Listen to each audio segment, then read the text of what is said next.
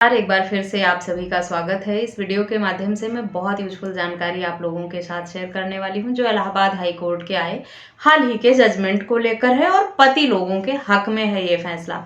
बहुत ही कॉमन सी समस्या है पति लोगों की कि अगर उनका पारिवारिक विवाद शुरू होता है, पति पत्नी के बीच में मतभेद विवाद शुरू हो जाते हैं, उनके पास कोई सबूत नहीं होता है तो तलाक मिल नहीं पाता है। खास तौर पे पति लोगों के लिए अपनी बात को कोर्ट के समक्ष रख पाना, साबित कर पाना इतना आसान नहीं होता है। इस टॉपिक पे क्वेरी भी आई थी, पूछा था कि अगर एक बार हम क्रूरता के आधार पर या परित्याग के आधार पर तलाक फाइल करते हैं और हम साबित नहीं कर पाते हैं, सबूतों के अभाव में फैसला हमारे हक में नहीं होता है, कोर्ट हमारी याचिका को खारिज कर देता है, डाइवोर्स पिटीशन खारिज हो जाता है, हाई कोर्ट तक जाते हैं, हाई कोर्ट से भी खारिज हो जाता है, तो क्या ऐसे में हम दोबारा उसी ग्राउंड पर, उसी आधार पर फिर से तलाक फाइल कर सकते हैं? ये वीडियो इसी टॉपिक पर डिटेल में जानकारी देगी आपको। इस वीडियो में पति ने एक बार डाइवोर्स की मांग की थी परित्याग के आधार पर।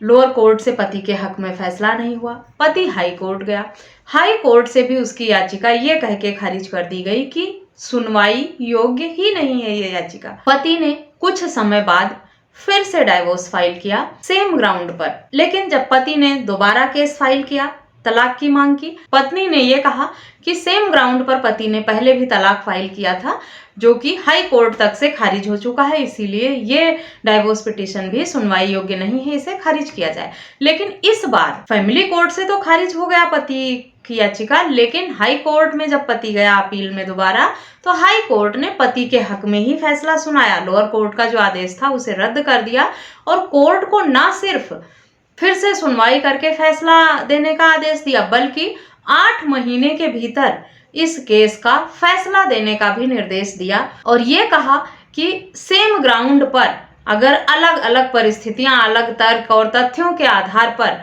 पति या पत्नी डाइवोर्स फाइल करते हैं तो उसमें इस ग्राउंड पर कि सेम ग्राउंड पर पहले डाइवोर्स लगाया गया था, दोबारा नहीं किया जा सकता, ये नहीं माना जा सकता और सुनवाई योग्य है पिटीशन। और ऐसे में फैमिली कोर्ट को फिर से सुनवाई करके 8 महीनों के भीतर इस मामले पर आदेश देना चाहिए। आप लोगों में से काफी सारे लोग इस तरह की प्रॉब्लम फेस कर रहे होंगे।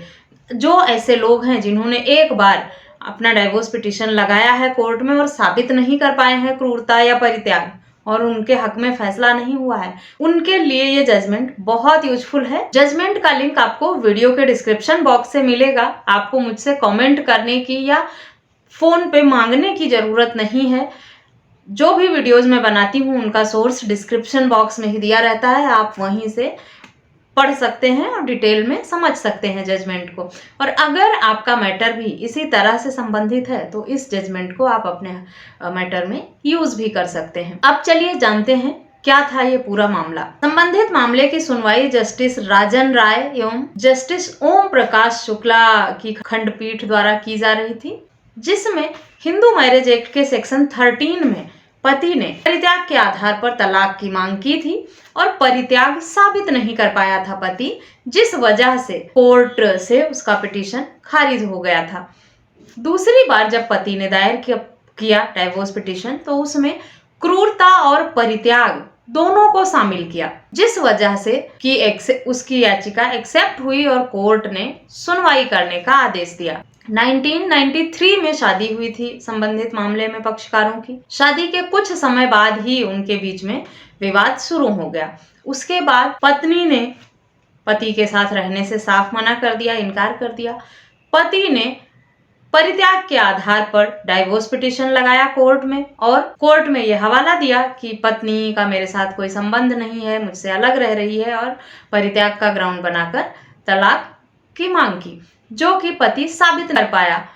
परित्याग के लिए पति पत्नी का 2 सालों से अलग होना अनिवार्य है। इस मामले में पति ने जो पिटीशन लगाया था उसमें यह लिखा था कि पत्नी ने उसके साथ कुछ समय पहले ही आने से साफ मना कर दिया है। जब पत्नी ने आने से मना किया उसके अगले दिन ही पति ने डाइवोर्स पिटीशन लगाया और परित्याग का ग्राउंड बनाया, जिस वजह से परित्याग साबित नहीं हुआ और ये मामला रद्द हो गया। हाई कोर्ट से भी पति को राहत नहीं मिली थी।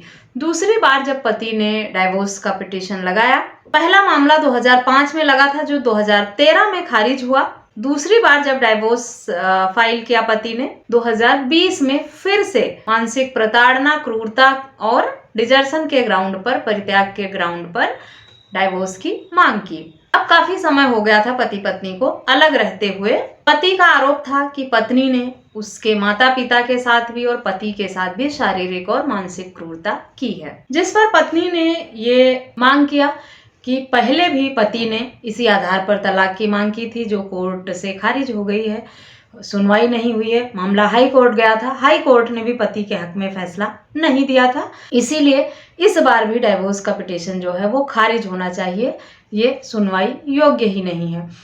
लोअर कोर्ट ने, फैमिली कोर्ट ने पत्नी की बात को मानते हुए फिर से डाइवोर्स पिटीशन को खारिज कर दिया। पति फिर हाई कोर्ट गया अपील में, लेकिन इस बार हाई कोर्ट ने सारे तर्क और तथ्यों को देखकर समझकर पति के हक में फैसला सुना दिया। ये कहा कि इस ग्राउंड पर तलाक पिटीशन को रद्द नहीं किया जा सकता है कि एक बार पहले खारिज कर किया जा चुका है।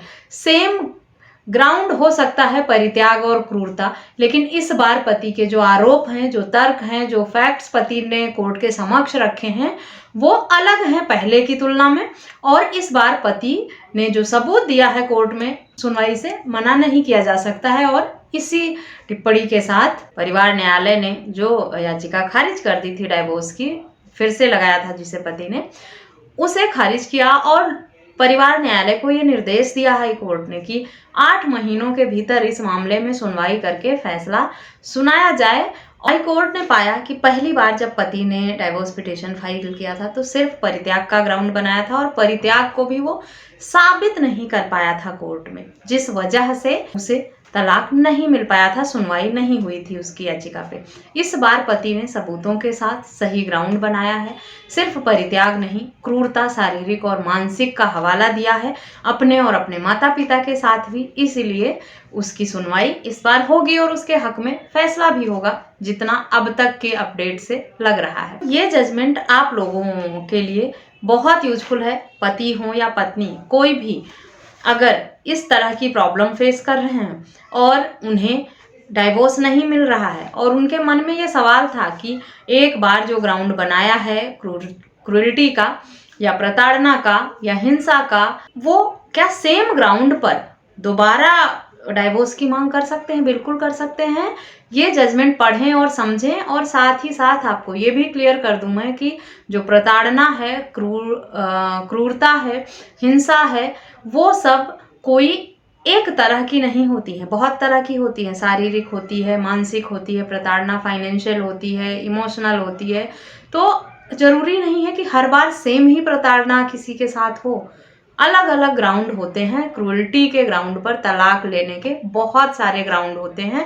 आपने एक बार फाइल किया, आपको डाइवोर्स नहीं मिला, कोई बात नहीं, अपने केस पर फिर से काम करिए, पूरे केस को अच्छे से समझिए, अपने पार्टनर के बिहेवियर को नोटिस करिए और फिर किसी अच्छे एडवोकेट से डिस्कस करके फिर से सेम ग्राउंड पर आप अलग तर्क और तथ्यों के साथ डाइवोर्स की मांग कर सकते हैं। ऐसा बिल्कुल भी नहीं है कि एक बार आपने क्रूरटी के ग्राउंड पे डाइवोर्स फाइल किया और वो खारिज हो गया तो आप दोबारा फाइल नहीं कर सकते हैं। जजमेंट का लिंक वीडियो के डिस्क्रिप्शन से मिलेगा, वहां से डाउनलोड करके पढ़ें और समझें। कोई सवाल है तो मुझे मैसेज करके या कॉमेंट करके आप पूछ सकते हैं। इस वीडियो में बस इतना ही।